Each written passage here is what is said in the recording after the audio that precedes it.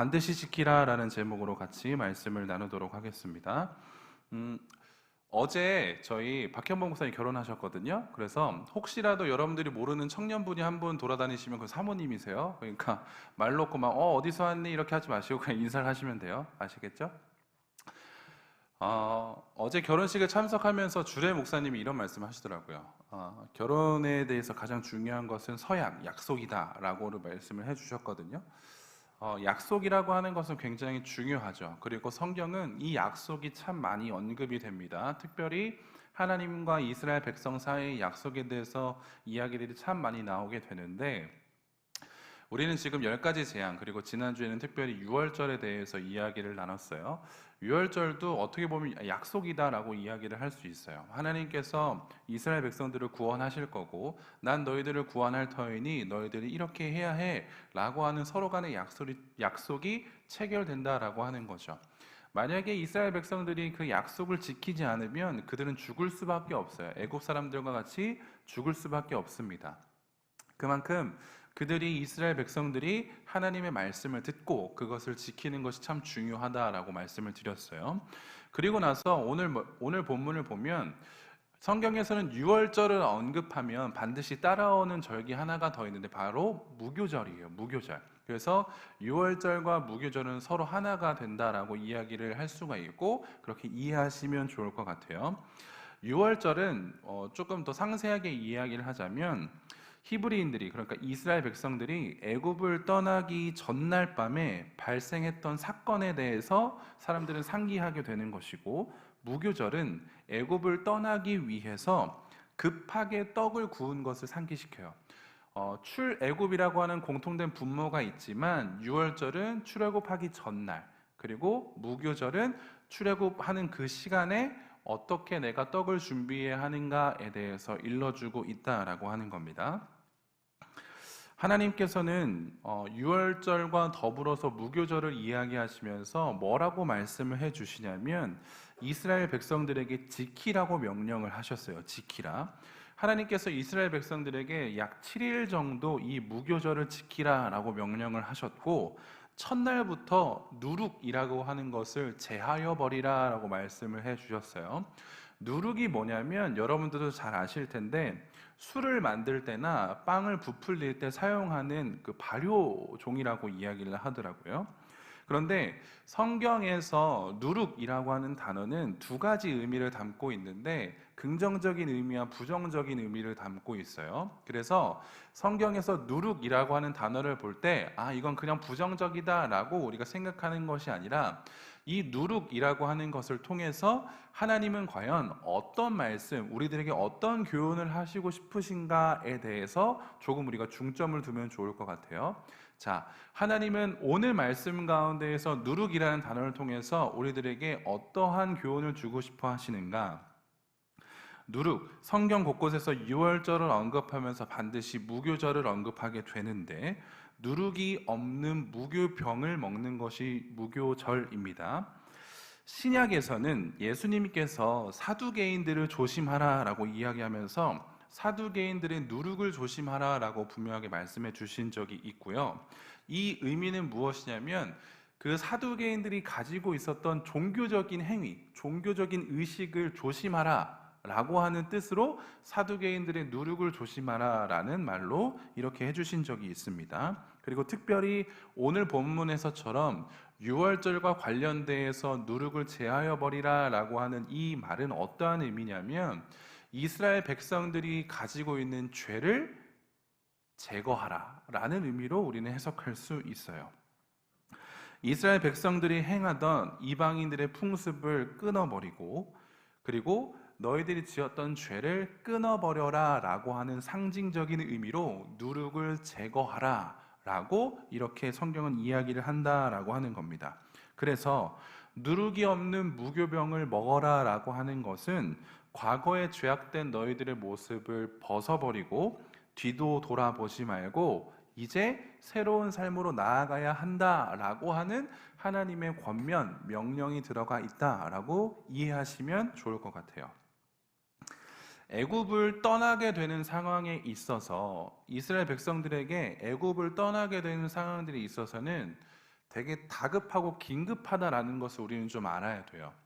하나님께서는 재앙을 통하여서 사인을 주시긴 하셨지만 이스라엘 백성들이 출애굽 할 때는 굉장히 긴급하고 다급하게 애굽을 탈출할 수밖에 없었다라고 하는 거예요. 그래서 만약에 빵을 부풀린다라고 하는 이유로 이 출애굽이 지체된다라고 하는 거면 굉장히 어리석다라고 우리는 볼 수가 있는 거겠죠. 출애굽은 이스라엘 백성들에게 새로운 출발, 새로운 삶이다라는 것을 일러드린 적이 있습니다. 그 첫 발걸음을 시작하는데 누룩 때문에, 내가 가지고 있는 죄 때문에 그것이 방해되고 훼손된다라고 하는 거면 그것은 너무 어리석다라고 하는 거예요. 그래서 하나님께서는 새 출발하는 너희들에게 한 가지 명령을 하시는데 그것이 무엇이다? 너희들의 죄를 제거하라. 너희들이 가지고 있었던 풍습, 행동, 그 모든 것들을 다 제하여 버리라 라는 의미로 이 누룩을 제하라 라고 말씀을 해 주셨다라고 하는 겁니다. 15절에, 오늘 본문 15절을 보시면 원어 성경으로는 이제 잘 나오지만 우리 이 개역 개정으로는 번역이 안 된 단어가 한 가지가 있는데 15절 맨 앞에 너희는 앞에 가로치고 반드시 라고 하는 글자를 한번 써보세요. 여러분들 성경을 가지고 있으시면 원어 성경에는 이 반드시라고 하는 단어가 있는데 지금 우리가 보고 있는 성경에는 그 단어가 생략이 되어져 버렸어요. 원어 성경에는 반드시 너희는으로 시작을 한다는 거죠. 그렇기 때문에 이 명령은 안 지켜서는 안 되는 거죠. 안 지켜서는 안 돼요. 반드시 해야 돼요. 무슨 일이 있어도 이것은 반드시 해야 하는 하나님의 무조건적인 명령이다라는 것을 우리는 알 수 있다라고 하는 겁니다.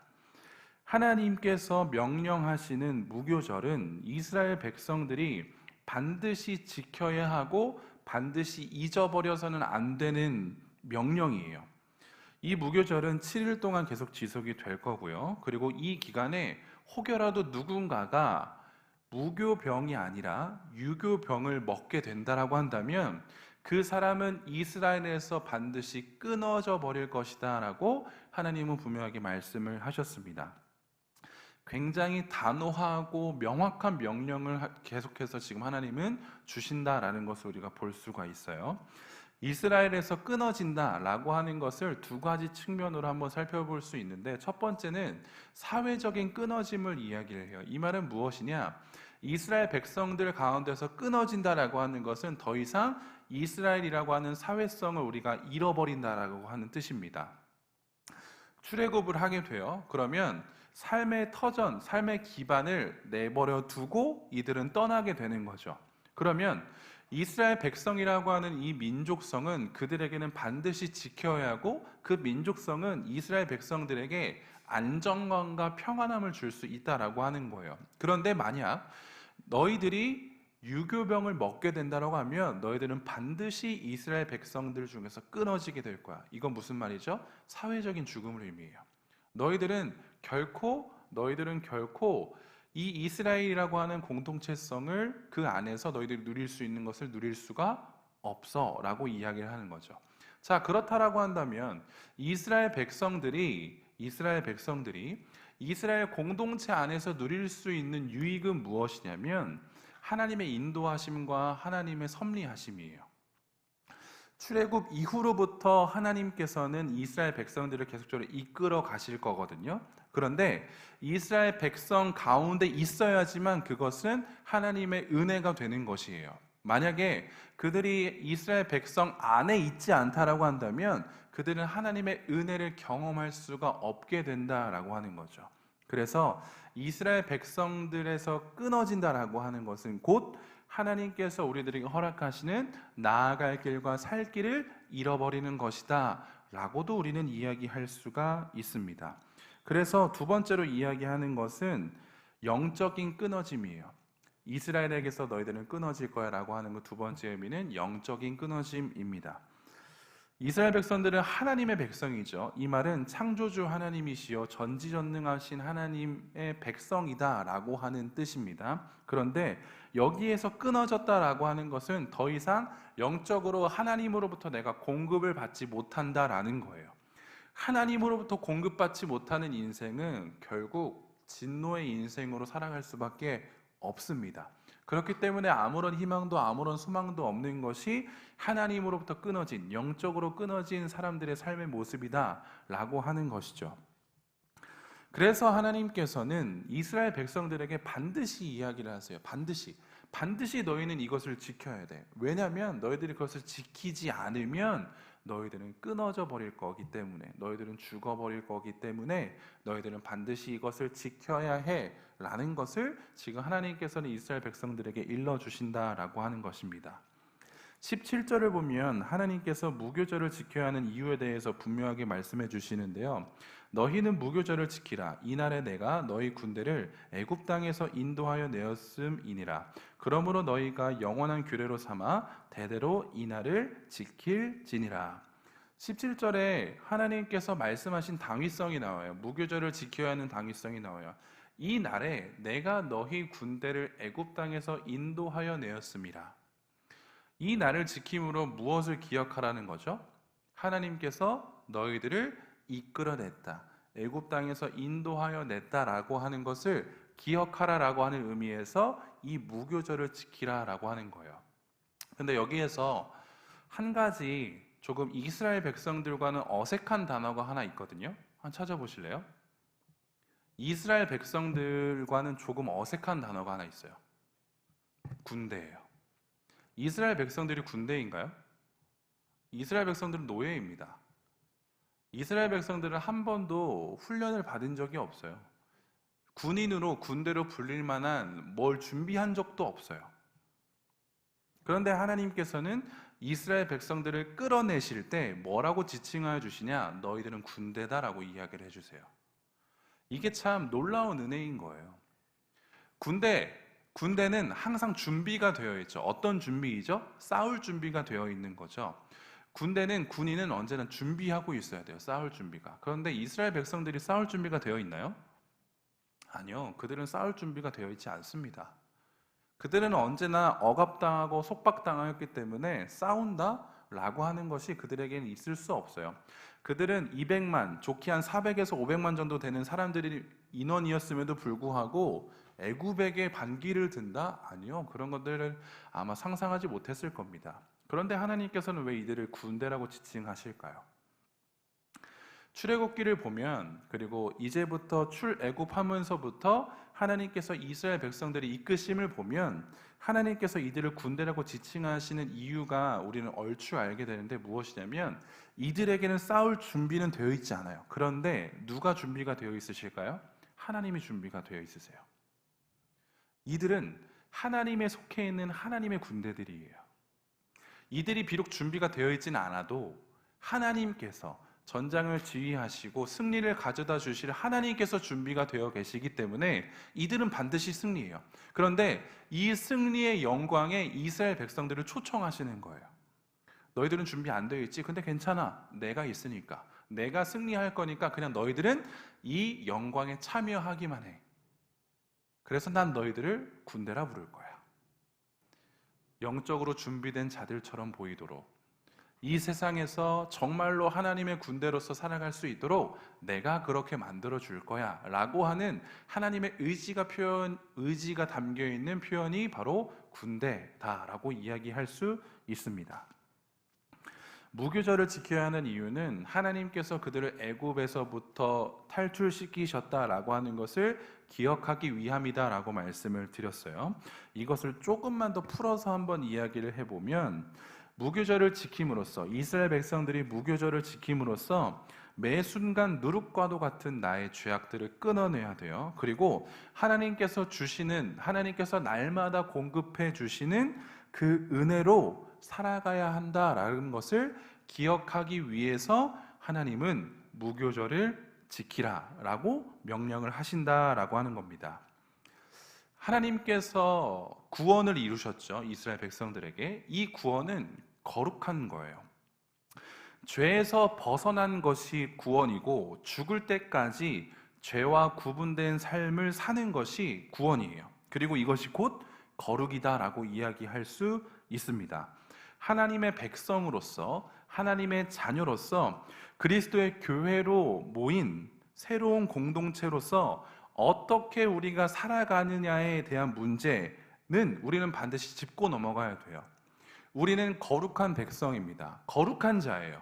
거룩한 군대예요. 그러면 이 거룩한 자에게 반드시 생각해야 되는 부분이 있는데, 그것이 무엇이냐면 거룩한 자로 이 세상에서 어떻게 살아갈 것인가를 우리는 늘 생각해야 된다고요. 이것이 성화라고 하는 말이에요. 성화라고 하는 것은 거룩한 자가 이 세상에서 어떻게 살아가야 되지? 라고 하는 이 물음에 답을 찾아가는 것이 성화라고 이야기할 수가 있습니다. 우리가 지금 이 시간 성화라는 것을 한번 논하게 될 텐데, 성화를 논할 수 있는 전제가 있어요. 그 전제는 무엇이냐면 저와 여러분들은 구원받은 백성이라고 하는 거. 구원받은 백성이 아니면 성화를 논할 수가 없어요. 그런데 우리가 지금 성화를 논할 겁니다. 성화를 이야기할 거예요. 이 말은 무슨 말이냐? 저와 여러분들은 이미 구원받았다 라고 하는 전제를 가지고 우리는 성화의 삶을 살아가야 한다라고 하는 겁니다. 결국 무교절을 지키라, 유월절을 지키라, 하나님의 이 명령은 이스라엘 백성들에게 너희가 구원을 받은 자로서 어떻게 성화의 삶을 살아가야 하는지에 대한 해답을 주고 계신다라는 것으로 우리는 해석할 수가 있습니다. 로마서에서 바울은 우리들에게 어떻게 이야기를 하냐면, 우리가 성화된 사람으로서 어떻게 살아가야 하는지에 대해서 굉장히 명확한 답을 내려주고 있거든요. 성화라는 것을 이야기할 때 우리는 두 가지 측면에 대해서 성화를 이야기할 수가 있어요. 두 가지 측면 중에서 하나는 무엇이냐면 확정적 성화요. 성화를 이야기할 때 확정적 성화라는 것을 우리는 알 필요가 있어요. 이것이 무슨 말이냐면, 확정적 성화는 반복하거나 지속성을 요구하지 않아요. 단번에 결정적으로 확정적으로 성화가 되었다라고 하는 의미에서 확정적 성화를 우리는 논할 필요가 있어요. 고린도전서 1장 2절을 보면, 여러분 한번 성경 찾아보실래요? 제가 오늘 방송실에 자막을 제가 못 만들었어요. 그래서 아마 지금 현호가 열심히 하고 있는데 미안해요, 현호. 고린도전서 1장 2절을 여러분들이 한번 보시면 어떻게 이야기를 하냐면, 화면으로 띄어져 있네요. 현호 나이스. 고린도에 있는 하나님의 교회, 곧 그리스도 예수 안에서 거룩하여지고 성도라 부르심을 받은 자들과 또 각처에서 우리 주 곧 그들과 우리의 주 대신 예수 그리스도의 이름을 부르는 모든 자들에게 라고 쓰여져 있어요. 바울은 고린도에 있는 교인들에게 뭐라고 부르냐면 너희들은 성도라고 불러요. 성도라고. 그런데 바울이 그들을 성도라고 부를 때 어떠한 전제를 가지고 이야기를 하고 있냐면, 너희들은 이미 거룩하여졌어 라고 하는 확정적인 전제를 가지고 이야기를 해요. 바울은 고린도 교인들에게 너희들은 성도야 라고 이야기할 때 이미 너희들은 거룩하여진 성도야 라고 확정적으로 이야기를 한다고요.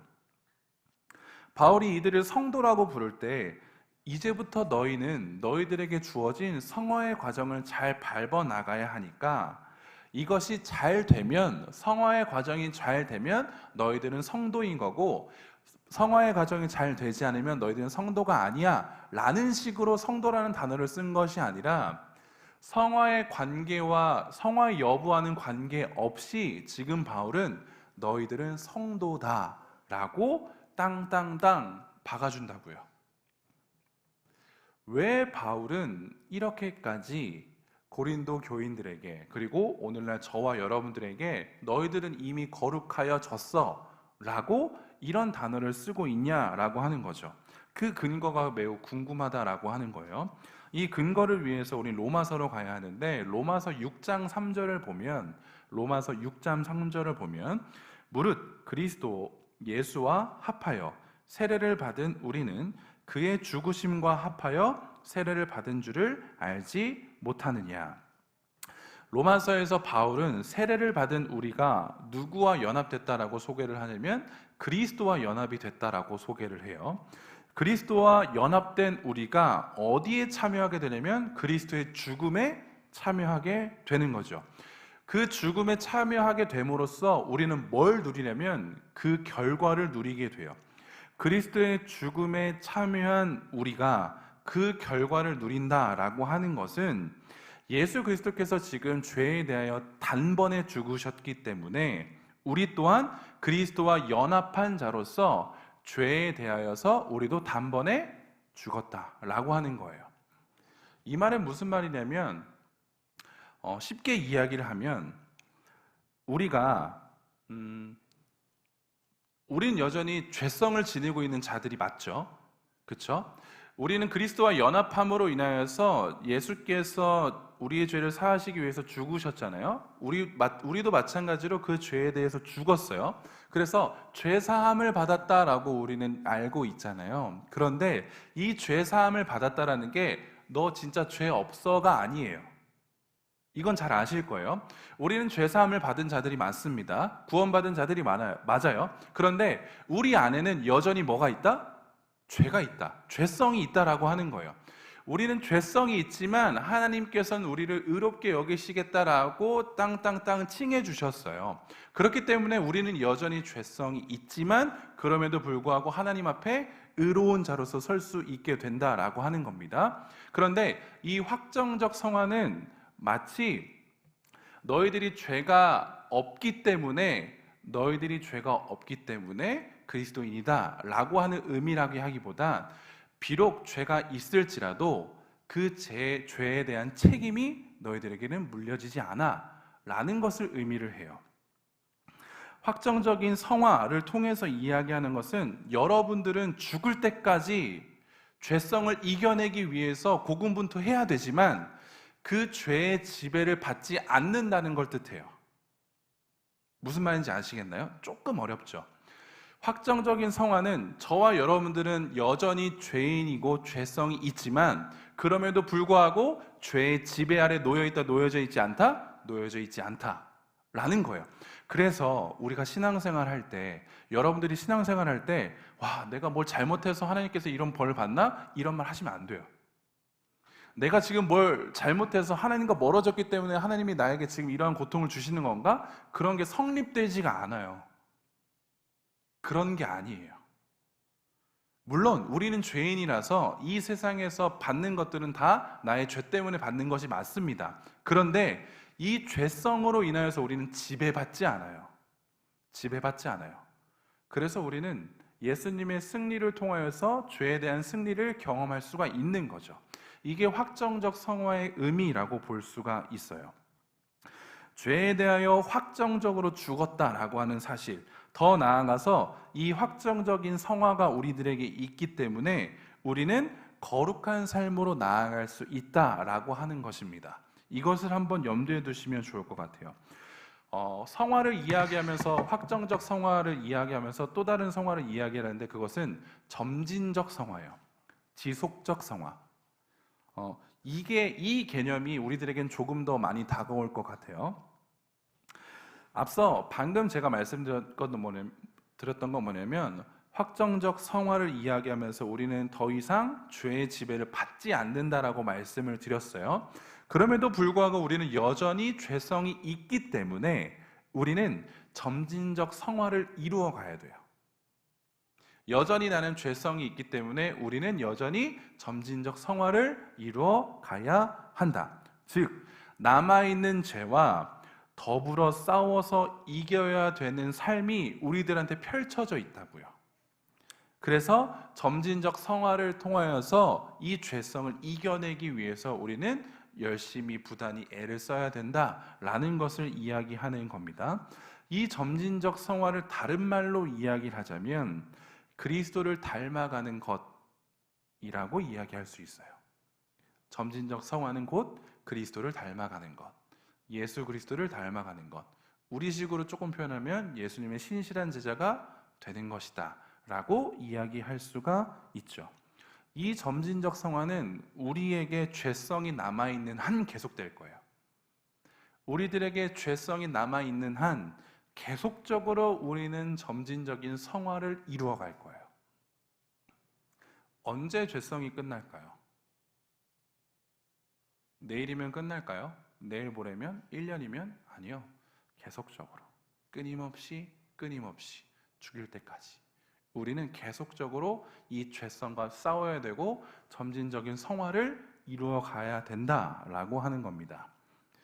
그래서 성경은 우리들에게 남아있는 죄성을 이기기 위해서 궁극적인 목표를 두지 않아요. 다시요.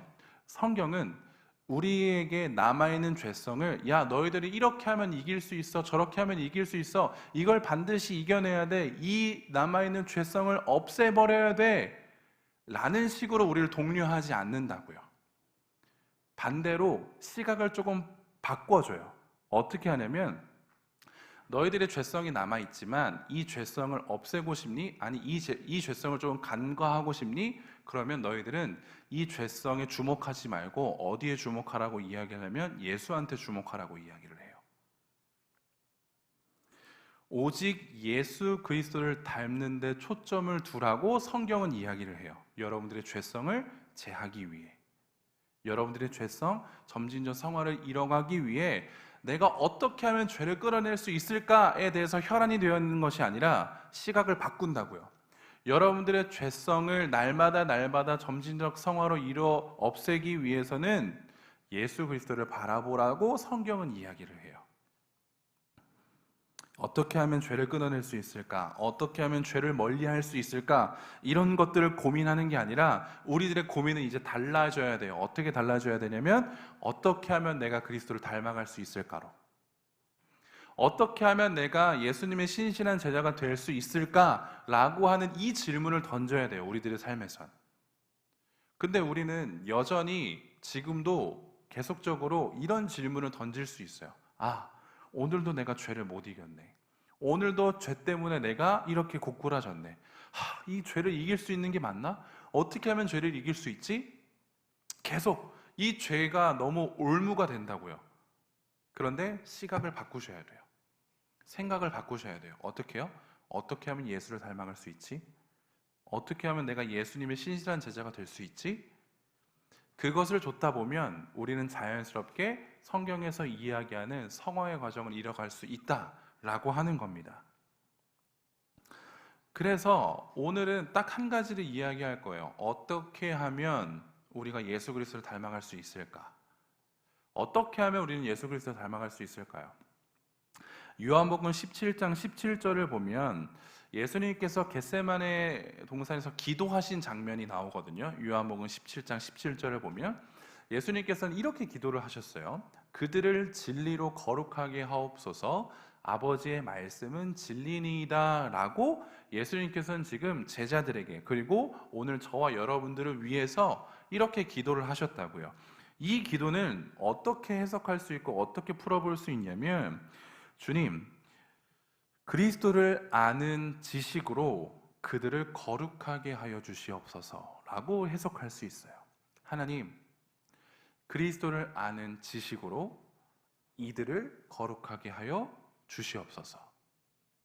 예수님께서 기도하세요. 제자들을 위해, 저와 여러분들을 위해 하나님께, 하나님, 이들이 그리스도를 아는 지식으로 거룩하게 하여 주옵소서. 자, 예수님께서 방법을 알려주셨죠. 어떻게 하면 예수를 닮아갈 수 있다고요? 그리스도를 아는 지식으로부터 시작해요. 그리스도를 아는 지식으로부터. 성화의 삶, 또 발음이 또 안 되네요. 성화의 삶, 거룩의 삶이라고 하는 것은 궁극적으로 뭘 통해서 가능하냐? 그리스도를 아는 지식으로부터 가능해요. 그리스도를 아는 지식으로부터. 네, 전 오늘도 성경 얘기할 거예요. 말씀 얘기할 거예요. 말씀 읽으세요, 제발. 제발 좀 말씀을 보세요. 왜냐하면 그게 성화의 삶으로 이어진다고요. 그게 예수님을 닮는 모습으로 이루어진다고요. 이어진다고요.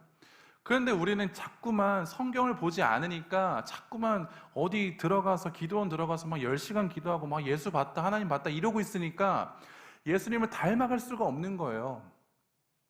예수님을 닮아갈 수 있는 유일한 방법이 여기 있다고요. 예수님께서 알려주신 방법이 여기 있다고요. 다른 데를 갈 필요가 없는 거예요. 성경을 보시고 그 성경 안에 나타나는 예수님을 보셔야 돼요. 예수님을 만나셔야 돼요. 하나님께서 증언해 주시는 나의 사랑하는 아들을 성경을 통해서 보셔야 돼요. 그것이 그리스도를 아는 지식이에요. 여러분들 예수에 대해서 얼마나 알고 계시죠? 예수에 대해서 자신 있게 이야기할 수 있으시겠습니까? 얼마만큼 그 지식을 가지고 계세요? 그 지식은 어디로부터 왔나요?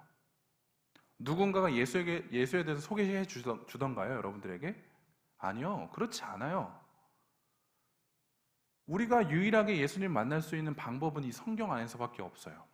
그런데 우리는 예수를 믿는다라고 하면서 왜 우리는 성경을 보지 않는 거죠? 왜 우리는 예수를 믿는다, 예수님의 신실한 제자가 되겠다라고 이야기하면서 왜 성경 한 절도 안 읽냐고요? 너무나도 큰 모순이지 않습니까? 이게 지금 딱 우리 청년들이 겪고 있는 모순이에요. 이게 저와 여러분들이 겪고 있는 모순이라고요. 언제까지 이 모순 안에서 살아가실래요? 디모데후서는 3장 15절에서는 너무나도 잘 아는 말씀 우리들에게 하죠. 또 어려서부터 성경을 알았나니 성경은 능히 너로 하여금 그리스도 예수 안에 있는 믿음으로 말미암아 구원에 이르는 지혜가 있게 하느니라. 성경은 곧 구원에 이르는 지혜를 가져다 줘요. 그렇죠? 그리고 16절 모든 성경은 하나님의 감동으로 된 것으로 교훈과 책망과 바르게 함과 의로 교육하기에 유익하다라고도 분명하게 이야기를 해주죠. 그리고 17절 이는 하나님의 사람으로 온전하게 하며 모든 선한 일을 행한 능력을 갖추게 하려 함이라. 성경 안에 무엇이 있다고요? 구원에 이르는 지혜가 있다. 성경은 예수 그리스도를 알려줘요. 그 예수 그리스도를 알려주면서 우리들에게 말한다고요. 구원에 이르는 지혜가 여기 있다라고 이야기를 해준다고요. 그리고 더 나아가서 그 예수를 알게 되면 예수 안에서 살아갈 수 있는 방법 또한 그 안에서 찾을 수 있다라고 이야기를 해줘요. 예수를 발견해요. 우리는 예수를 따라서 살 거예요. 그런데 예수를 위해서 어떻게 살아가야 되지? 라고 하는 이 방편을 어디서 찾을 수 있다고요? 성경 안에서 찾을 수 있다고요. 성화의 삶을 어디서 찾을 수 있냐면 성경 안에서 찾을 수 있다고요. 그래서 여러분들 그리스도인으로서 기독 청년으로서 여러분들 사회에서 살아가실 때 내가 어떻게 살아가야 되지? 라고 하는 이 질문에 성경 보셔서 찾으셔야 돼요.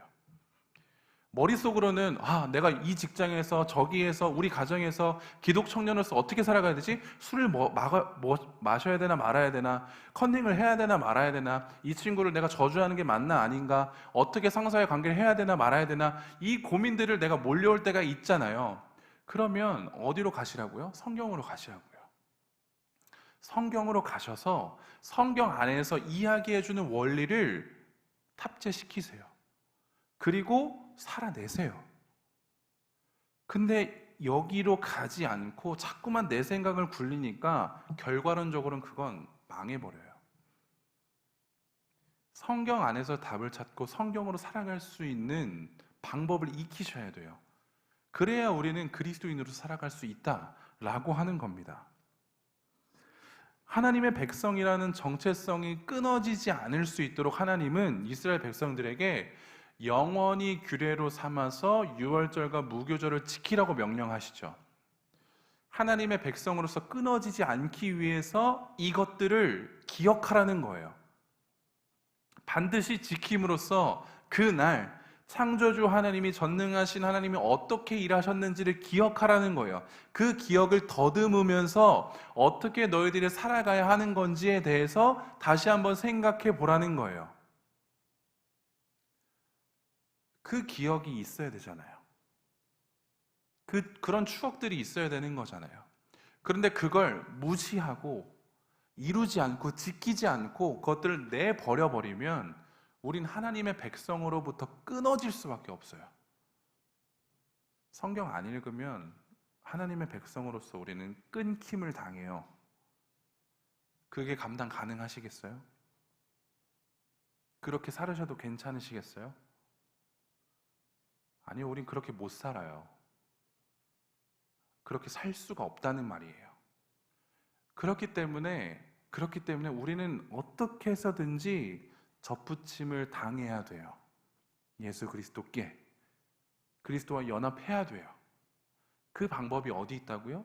성경 안에 있다고요. 구원받은 자의 삶, 즉 성화의 삶은 구원받은 자들에게만 특권으로 부여된 거예요. 그리고 이 삶을 살아가려 할 때 하나님께서는 그래 너 혼자 알아서 잘해봐가 아니라 정말로 세세하게 하나하나 다 알려주세요. 끊어지지 않도록. 이게 하나님의 은혜예요. 이스라엘 백성들 오늘 본문만 해도 그렇잖아요. 하나님은 알려주신다고요. 끊어지지 않게 하기 위해서 뭘 하라고요? 무교병을 먹으라고요. 너희들이 끊어지지 않기 위해서 맨날 먹었던 유교병이 아니라 무교병을 먹어야 돼. 그래야 너희들은 끊어지지 않아. 너희들은 기억해야 돼. 이 출애굽이라고 하는 이 시간, 이 사건, 이 환경들을 기억해야 돼. 그래야 너희들은 매일매일 나와 끊어지지 않고 살아갈 수 있어. 라고 하나님은 우리들에게 오늘 본문을 통해서도 다시 한 번 더 하나님의 방법을 이야기해 주신다라고 하는 것을 우리는 발견할 수 있습니다. 오늘날 우리들의 삶에서 날마다 구원의 확신을 재점검하는 것이 바로 이런 의미예요. 성령 충만을 구하라는 것이 바로 이런 의미예요. 끊어지지 않기 위해서예요. 다른 것 없어요. 구원의 확신을 점검하는 이유는 하나님으로부터 끊어지지 않기 위해서, 성령 충만을 구하는 이유는 하나님으로부터 끊어지지 않기 위해서예요. 여러분들이 잘 사는 것 단 한 가지예요. 하나님과 끊어지지 않으면 잘 사는 거예요. 하나님과 끊어지면 여러분들 잘 사는 인생이 아니라는 것을 전 분명하게 말할 수 있습니다. 우리들에게 허락해 주신 그 성경을 통해서 하나님과 계속적으로 접붙임할 수 있는 것도 능력이에요. 그러니 여러분들은 그 성경을 참으로 많이 가까이 하셔야 돼요. 바쁜 생활 속에서도, 바쁜 시간 속에서도 단 한 구절이라도 읽어내세요. 한 단어라도 읽어내세요. 정말로 이걸 펴기까지 너무 힘들다는 건 너무 잘 알지만 그럼에도 하나님과 끊어지지 않기 위해서 펼쳐내세요. 그게 우리들에게 요구되어지는 최소한의 순종이에요. 최소한의 순종. 근데 그 최소한의 순종을 이루면 우린 삽니다. 그게 하나님의 약속이에요. 그게 하나님의 언약이에요. 우리들에게 주어진 최소한의 순종을 발휘하면 우린 살아요. 그런데 그게 귀찮다고, 늘 해왔던 거라고, 마치 난 오늘 어제도 누룩을 넣었으니까 오늘도 누룩 넣는다 라는 식으로 우리는 살아가게 되면 우린 끊어질 겁니다. 명확해요. 하나님은 약속으로, 언약으로 움직이시는 분이시기 때문이에요. 말씀을 마무리하겠습니다. 성화는 세상 가운데서 하나님의 영광을 드러내는 아주 중요한 의미를 담고 있어요. 다른 말로 하면 하나님의 영광이 드러나게 되면 우리는 진정한 성화를 이루었다라고도 이야기할 수가 있어요. 성경을 통해서, 그 성경을 통하여서 삶의 원리는 우리는 발견해야 되고, 그리고 결과론적으로 하나님께 영광 올려드릴 수 있는 삶을 살아야 되는 게 맞죠. 하나님께 영광 올려드리는 삶을 살아가는 것이 곧 우리가 살아가야 하는 성화의 삶의 의미다라고 하는 겁니다. 그래서 여러분들이 왜 그리스도인으로서 잘 살아야 되는 거죠? 왜 그리스도인으로서 정직하게 살아가야 되는 거죠? 단 한 가지 이유예요. 하나님의 영광을 위해서예요. 여러분들이 구원받았다라고 한다면, 그 구원받은 자답게 살아가야 하는 것이 성화이라고 한다면, 그 성화는 곧 하나님께 영광이 되기 위한 삶이라는 것을 반드시 기억하십시오. 그래서 여러분들이 주어진 삶에서 반드시 하나님의 영광을 드러내는 삶을 살아가게 되기를 간절히 소원합니다.